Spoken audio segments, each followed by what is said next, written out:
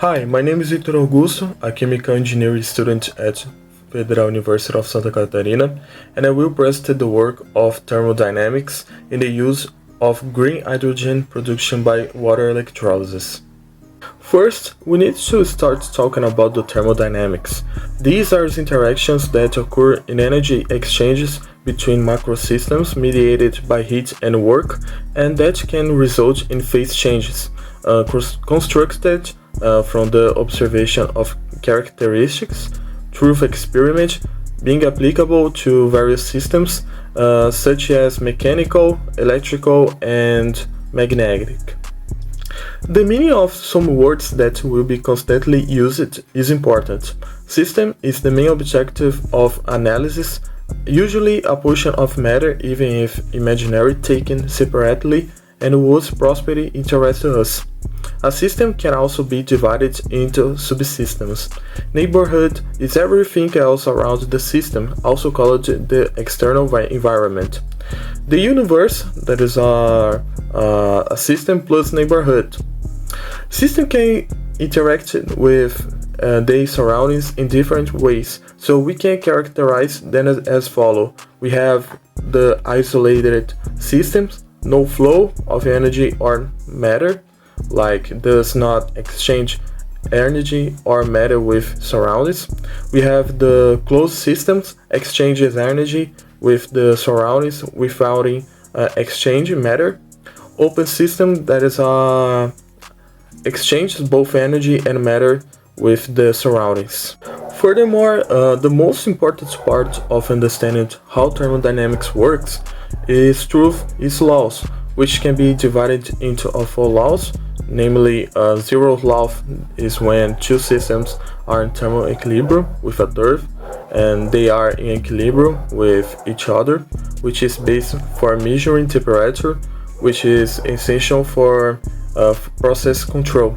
The first law is the conservation of energy. The internal energy of a system varies with the heat exchanged and the work performed, allowing for fundamental energy balance in energy project. We have the second law, that is when the entropy of an isolated system tends to increase, indicating the natural direction of the process, defining the spontaneous direction of the process, and limiting the maximum efficiency of thermal machines. That is important in optimizing in industrial process.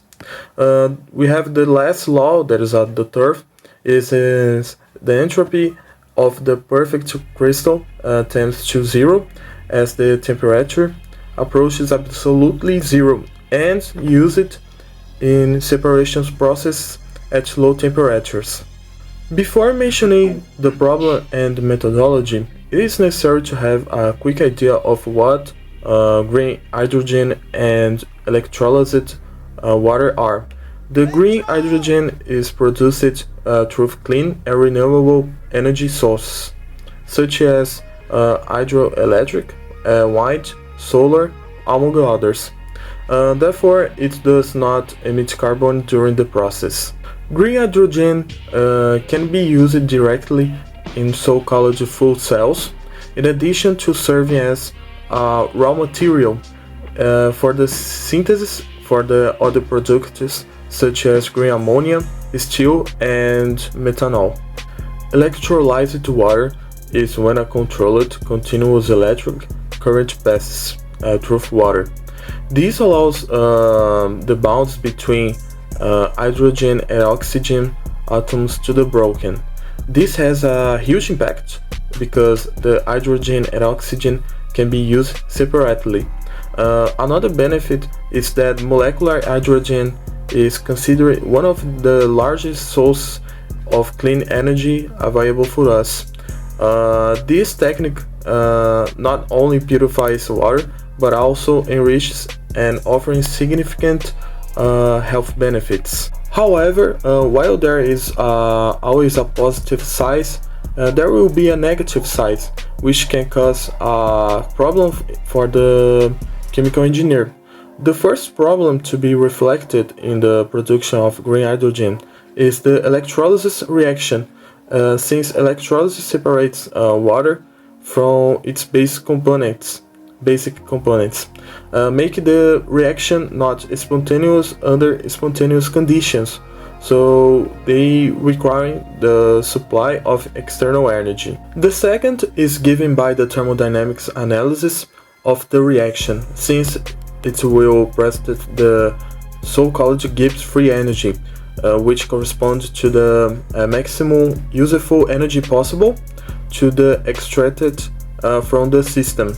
The minimal energy required per mole for the electrolysis of water at 25 graus Celsius and 1 atm atmosphere is 237.2 kJ per mole, which represents the minimum electrical energy that must be supplied to break the bonds in the water molecule. The entropy of the reaction is the amount of heat exchanged during a chemical reaction at the constant pressure, where is quantified to will be 285.8 kJ per mole. This is the total energy, like the thermal plus the electrical required by relating the change in the Gibbs free energy, that is a delta G, the change in entropy, that is a delta H, the temperature, that is a T, and the change in entropy, that is a delta S. We find the change in entropy during the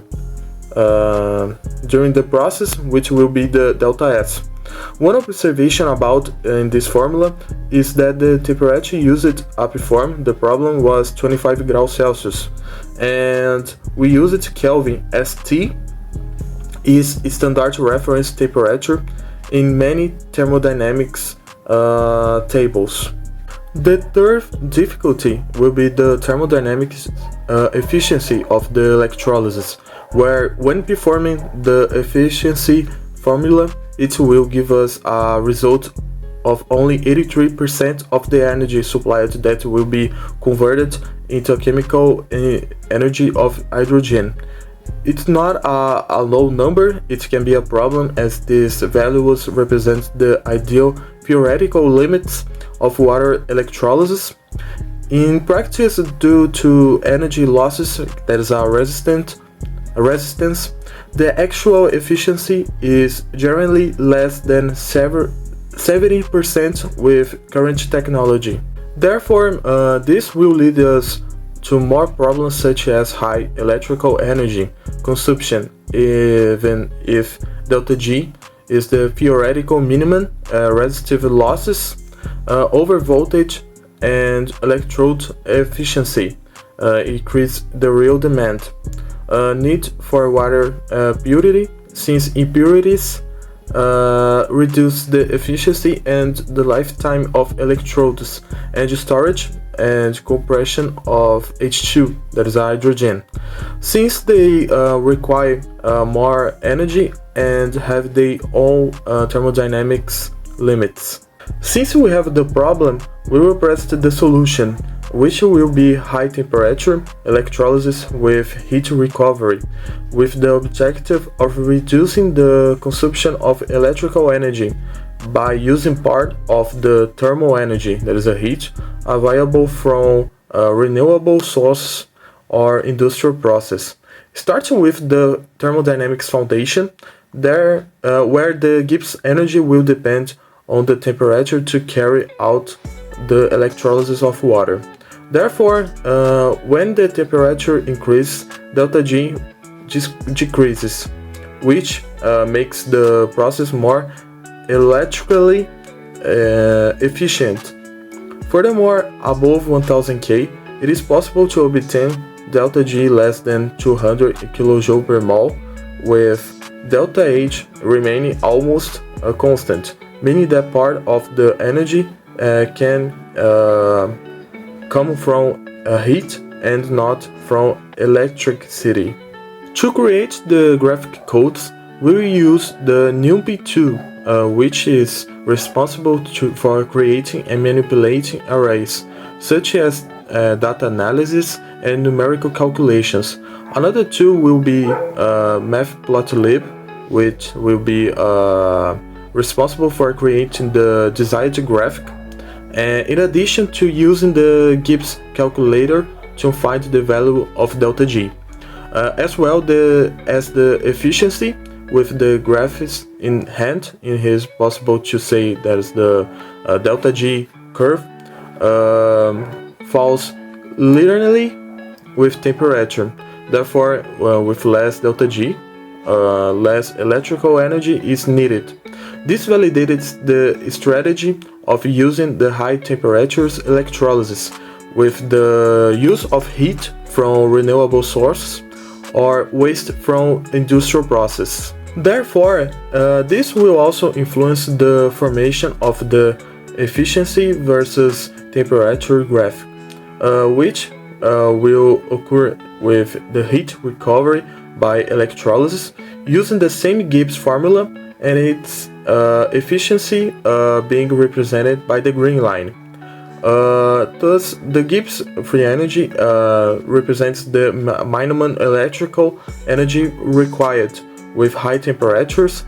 The difference between delta H and delta G increases, meaning that a part of the energy can be supplied as heat, which increases the electrical efficiency, and using high temperature electrolysis can be more thermodynamically efficient. Next, it will be necessary to calculate the work of compression of hydrogen, ideally from 1 atm to 700 atm. atm is atmosphere. Based on an isothermal approximation with slow compression and constant temperature, its formula will be composed of the work, that is W, equal to the number of moles times the ideal gas constant times the temperature of Kelvin times the logarithm of P1 over P2. After this, we find that the value of the work of compression of 1 mole of hydrogen will be 16.23 kilojoules. There are no negligible energy costs from compressing hydrogen, which are accounted for in the total energy balance of the H2 plant. The use of residual heat or solid state storage may be interesting to reduce losses. Now we need to calculate the volume of gas produced by electrolysis. Using the ideal gas law, whose formula is pressure times volume equals the number of moles times the ideal gas constant times the temperature. In this situation, we will use the volume of 1 mole of H2 at 298 K and 1 atm. During the math, we will arrive at the result of 24.47 liters. This information is essential for designing the collection, storage, and safety system of an electrolysis plant. Finally, the activation energy will be calculated, where we simulate how the increase in temperature will be calculated using the Arrhenius equation, where K, the reaction constant, is equal to A, that is a pre-exponential factor, times Euler's constant raised to the minus activation energy, over the universal gas constant times the temperature in Kelvin. It is worth remembering the use of NumPy and Matplotlib. When performing the Arrhenius equation, we can notice an increase in the reaction constant, and we observed that the OER, that is oxygen evolution reaction, is the obstacle to electrolysis, since increasing the temperature accelerates this reaction, reducing kinetic losses. And this is a key factor in increasing the overall efficiency of the electrical chemical process. At the end, solve the problems, we can draw the main conclusions, such as the lower the Gibbs free energy involving the temperature, The less electrical energy will be needed, resulting in greater electrical efficiency as well as over voltages when linked to temperature. There will be a faster reaction in the electrodes, therefore with better kinetic performance. Meanwhile, compression uses energy, but storing hydrogen also requires significant energy. And finally, the transformation of heat into useful energy, with much of this energy coming from renewable thermal sources. Here are the references I used in the work, and that is for today. Thanks for watching and see you next time.